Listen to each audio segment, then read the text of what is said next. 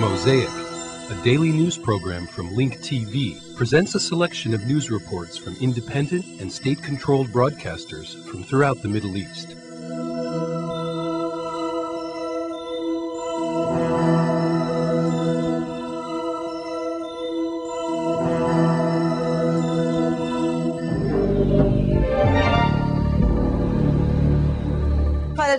The Muslim Brotherhood in Egypt said today that it has organized protests in Cairo and other provinces, calling for comprehensive political reform. A security source said that the security forces have arrested more than 200 demonstrators today. The protesters organized demonstrations in Mayadeen and at mosques in the capital of the provinces, only days before a decision to amend the constitution, allowing multiple candidates to run in the presidential election.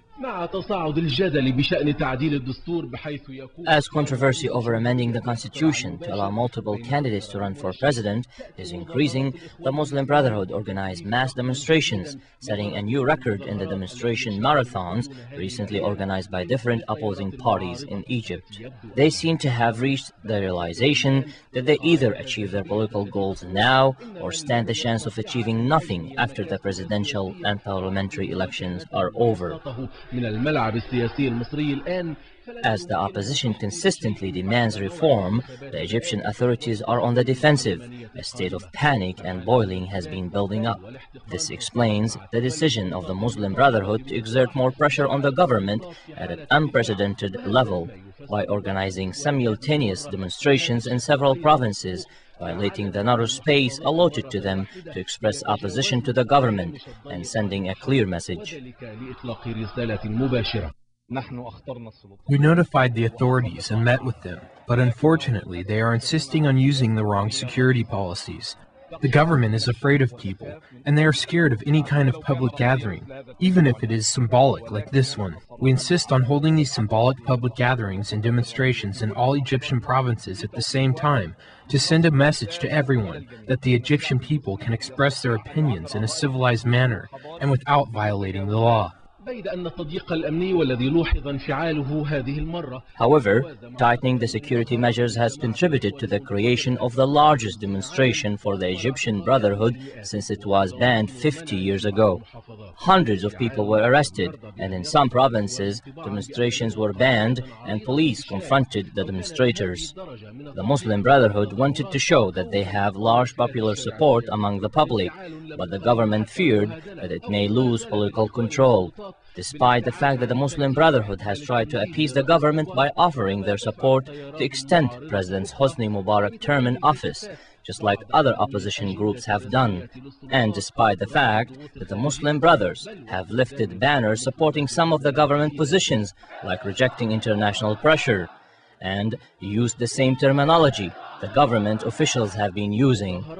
Protesters chanted phrases expressing typical demands, including amending the constitution, ending emergency laws, respecting the right of forming and joining political parties, as well as other demands. The objective of these demonstrations is to break the isolation that the Muslim Brotherhood have been living in, and to prove their presence to the opposition parties that have been ignoring them. In fact, the opposition groups have reached an agreement with the government to marginalize the Muslim Brotherhood because they were considered illegal.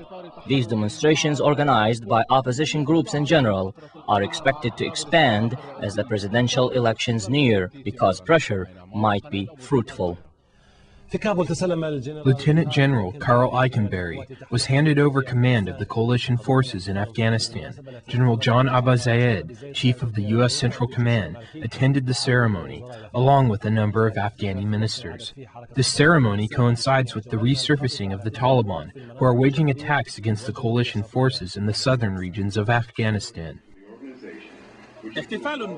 This is a ceremony celebrating the appointment of the new commander of the coalition forces, but the situation here is the same. It has been almost 4 years and the coalition forces under U.S. command are still pursuing Taliban and Al-Qaeda members and leaders in the Afghani mountains and on the border with Pakistan. This marks a new leadership and renewed military operations, but no tangible results yet. We will continue.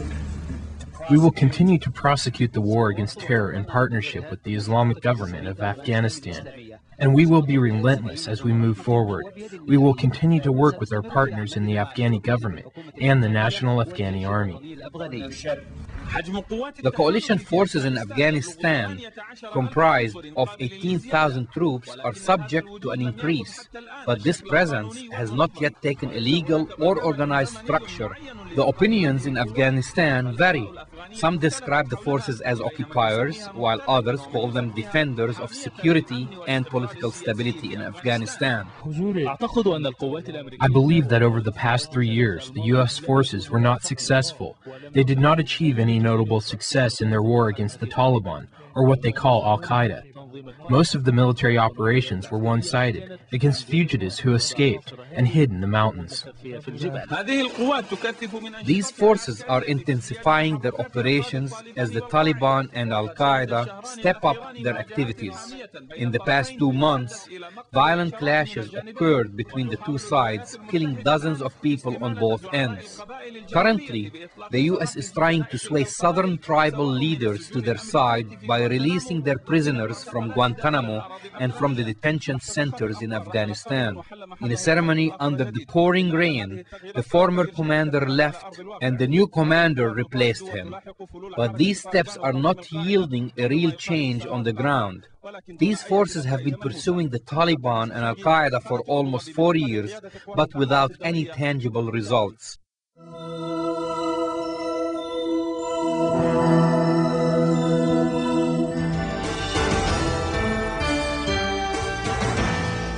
At least 60 Iraqis were killed, and more than 150 people were wounded in an explosion that targeted an Iraqi police recruiting center in the city of Erbil.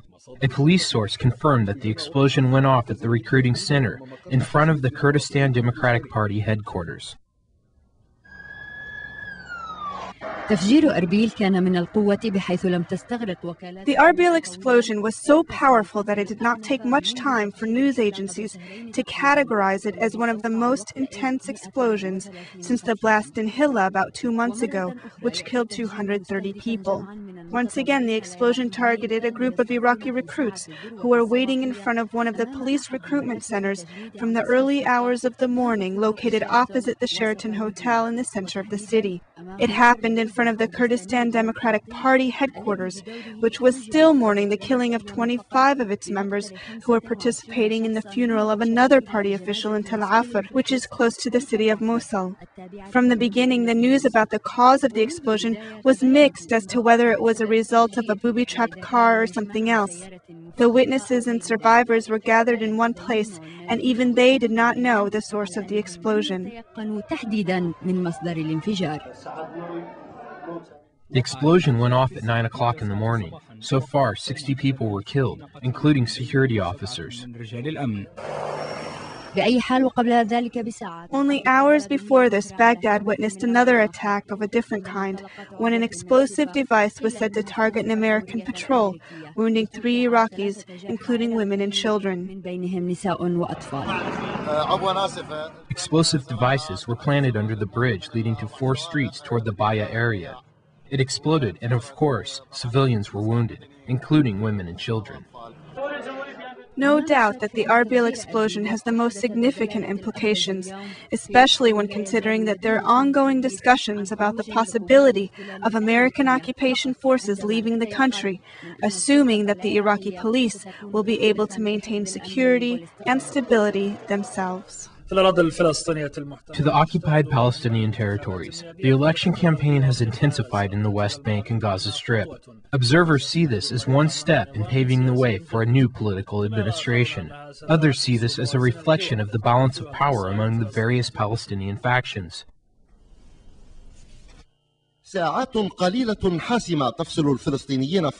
Short, intense hours are what divide the Palestinians in the West Bank and the Gaza Strip from the second round of municipal elections in Palestine. 400,600 Palestinian men and women that have registered to vote will head to the more than 780 voting booths to elect nearly 900 candidates to represent them in the municipal elections in the West Bank and Gaza Strip. The candidates representing the Fatah movement in the elections came from high ranks. They are academics, university educated, most are specialized, who are known to struggle and who have high morals and well-mannered. Before anything, they are clean. The Hamas change and reform list includes people from all different specialties, including engineers, doctors, trustees, God-fearing and religious people. As the election banners from the various factions canvass the streets and buildings, the election campaigns intensify at festivals, public meetings, and funerals. The candidates' pictures are mixed with pictures of martyrs, which cover the walls of homes in the Gaza Strip, covering graffiti that incites resistance. Yes, confrontation with Israel has ended temporarily with the cooling-off period, which the Palestinians refer to as the fighter resting time. Still, observers see the different elections in Palestine as a transition toward a new political regime, capable of dealing with new obligations in the new phase. The Palestinian society has given us democratic rights no matter who represents us in the municipal councils. However, Palestinian citizens want their representatives to relieve them from their endless suffering under decades of occupation. What we want them to do is to pay attention to this camp and to the water, electricity and sanitation and relieving the suffering of the people, because the people are suffering a lot. There are a lot of unemployment. People are suffering a lot and the families of the martyrs aren't given their rights. We hope that all political factions participating in the Palestinian elections work in unity to support the refugees and all the people, and not just support one faction or organization. The second round of municipal elections in the Palestinian territories is of great importance. According to all predictions, it reflects the balance of power among all the various factions and paves the way for them to enter the parliament. Mustafa Abdel Hadi, Barrage refugee camp in the center of Gaza, Palestine.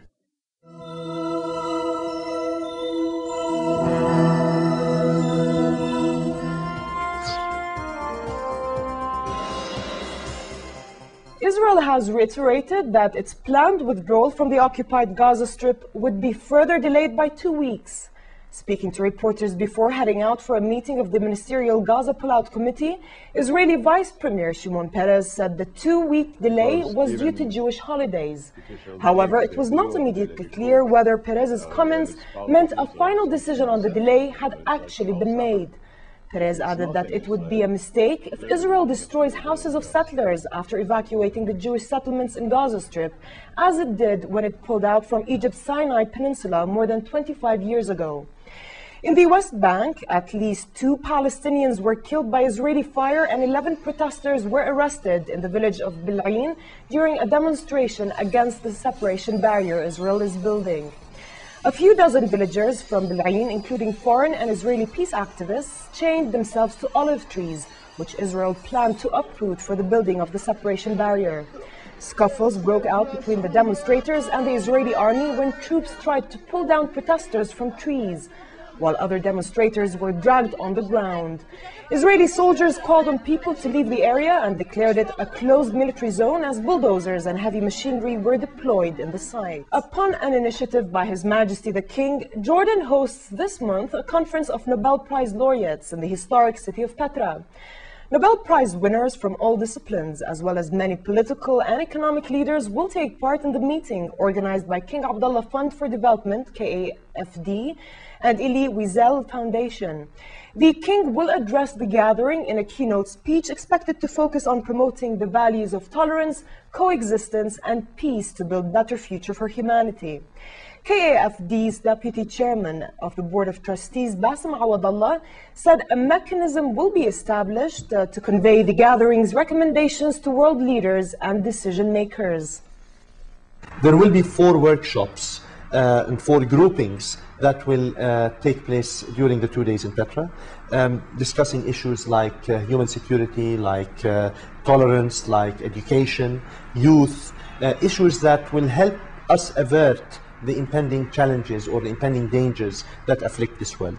Hopefully at the end of the 2 days we will have some kind of a blueprint or some kind of a summary of the discussions and deliberations that have taken place, which will be submitted to the World Economic Forum meeting that will take place at the Dead Sea on the 20th of May.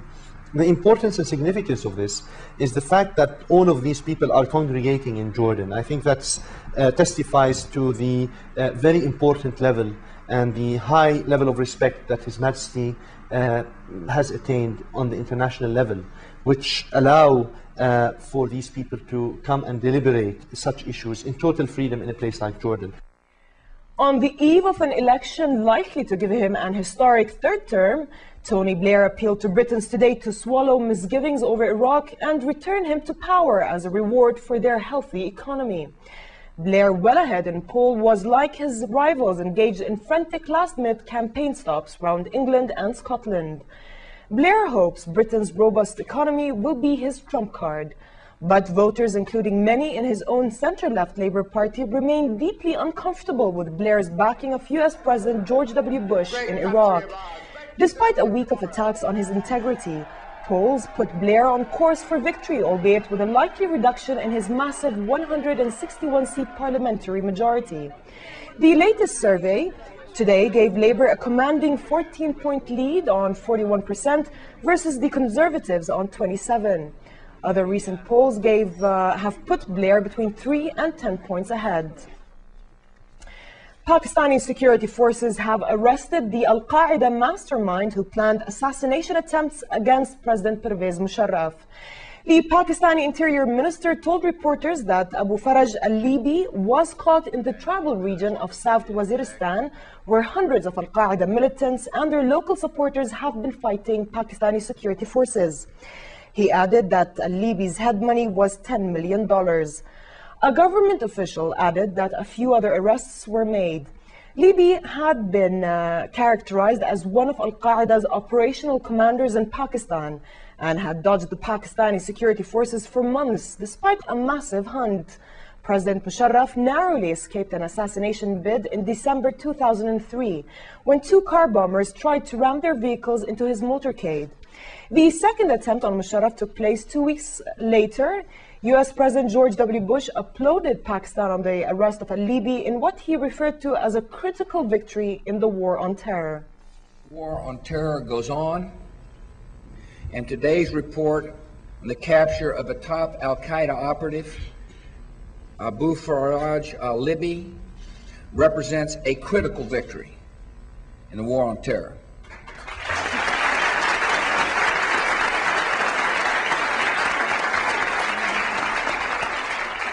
Al-Libi was a top general for bin Laden. He was a major facilitator and a chief planner for the Al-Qaeda network. His arrest removes a dangerous enemy who is a direct threat to America and for those who love freedom. I applaud the Pakistani government for their strong cooperation in the war on terror. I applaud the Pakistani government and President Musharraf for acting on solid intelligence to bring this man to justice. The fight continues. We'll stay on the offensive until Al-Qaeda is defeated.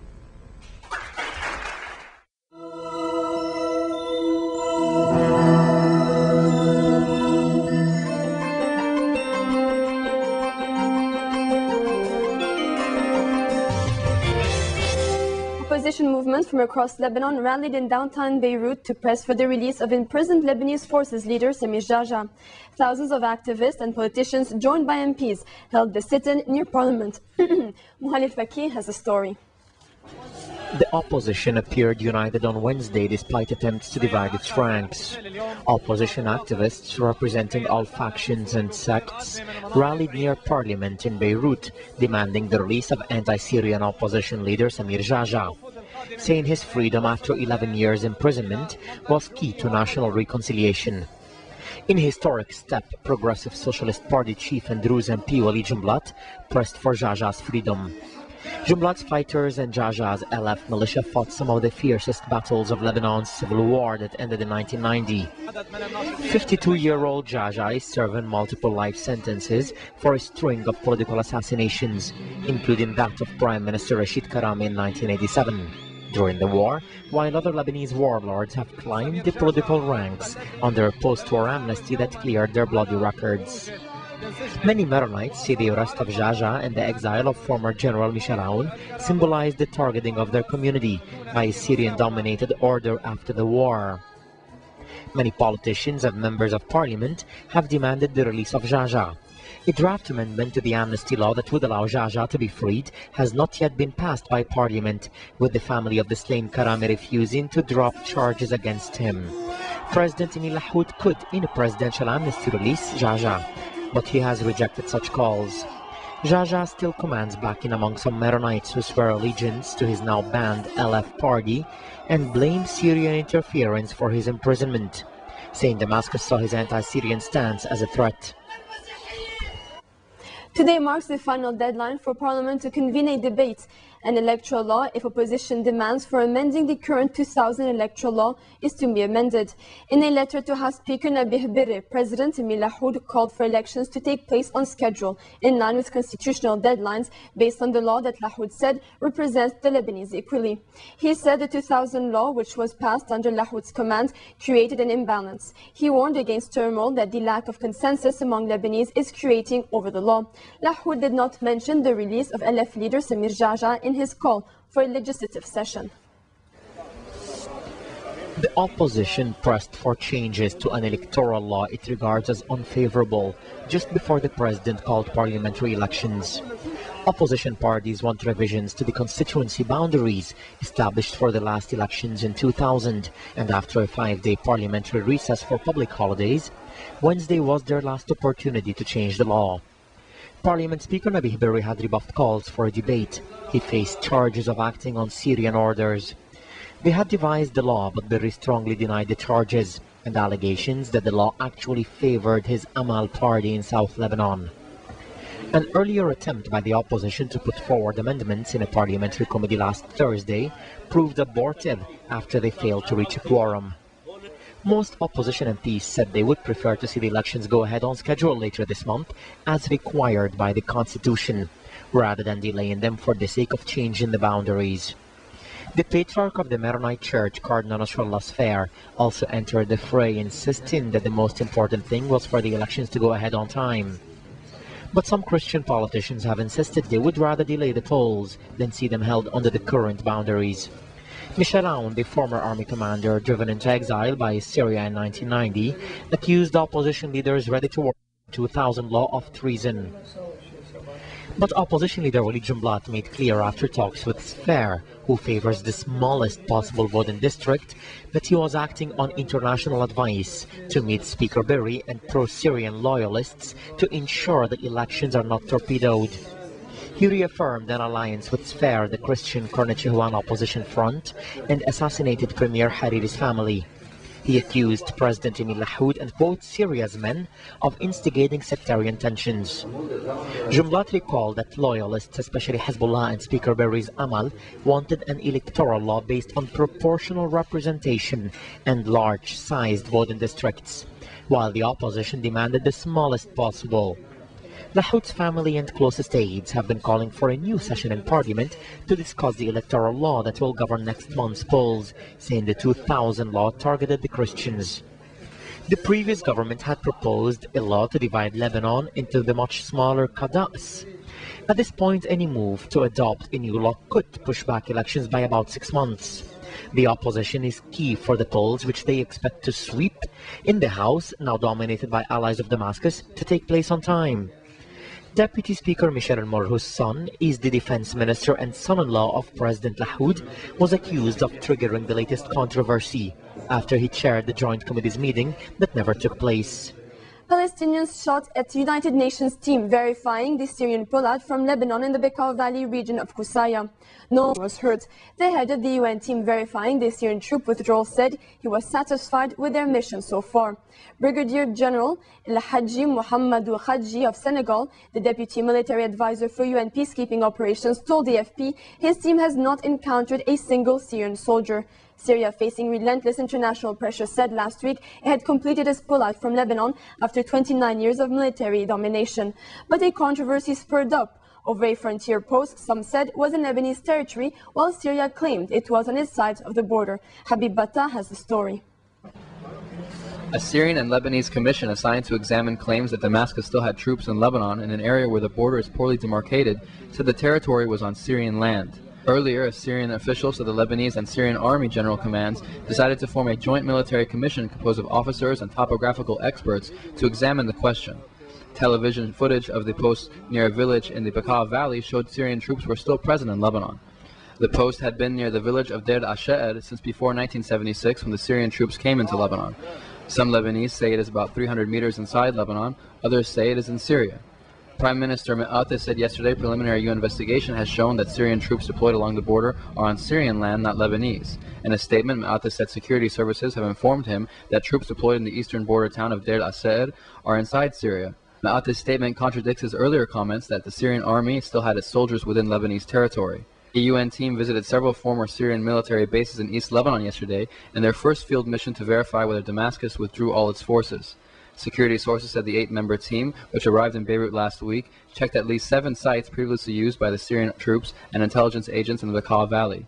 Finnish commander Kari Olavi Makanen said the team had already inspected areas in northern Lebanon, Tripoli, and the Beirut area. Syria told the United Nations it fully complied with Resolution 1559, but UN Secretary General Kofi Annan for the UN verification mission would have to confirm that. Syria entered Lebanon early in the 1975-1990 civil war and has dominated Lebanon militarily and politically since, meeting little international opposition until a UN Security Council resolution in September demanded it withdraw. Pressure on Syria to end its grip mounted after the February 14th killing of former Prime Minister Rafiq al-Hariri, blamed by many Lebanese and opposition figures on Damascus and its allies in Lebanon. They denied the charges.